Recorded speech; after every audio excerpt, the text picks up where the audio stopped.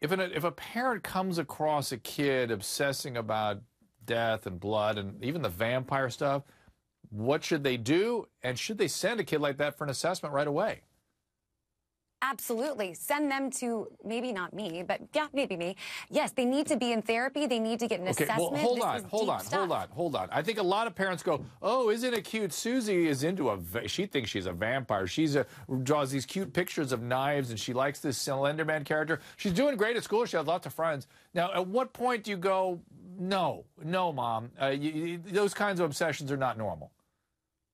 Well, back in the day, we used to have journals and diaries that we would leave out. This girl had a live blog. She was saying something on this blog, and no one was picking up on it. That's the problem here.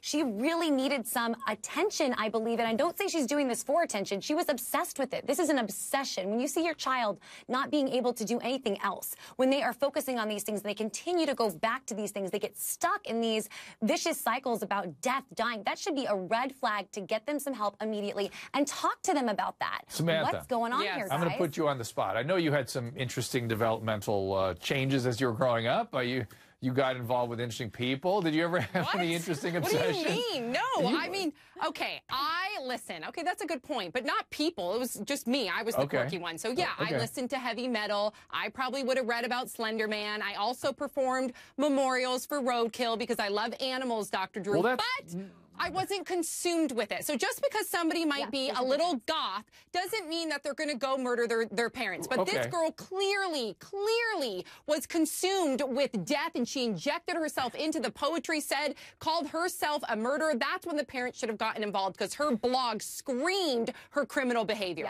In the last couple of months, we've covered a bunch of stories about these young girls obsessed with somebody called Slender Man. He ended up trying to, these kids then end up trying to kill somebody.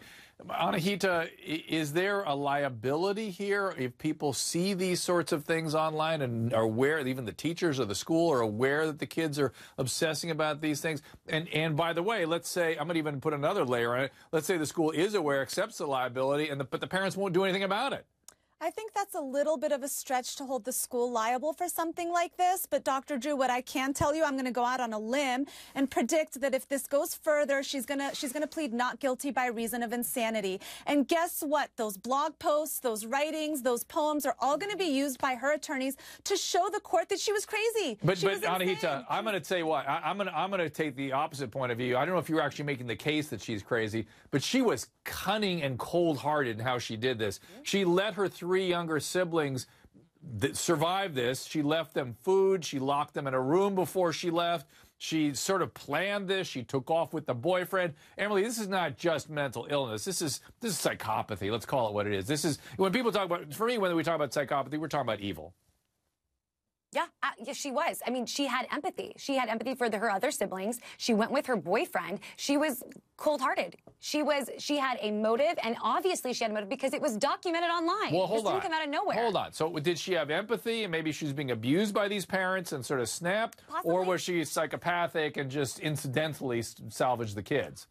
I don't believe that there was a psychotic break or a snap because it seems to me like this has been planned from beforehand because she did write about this on her blog.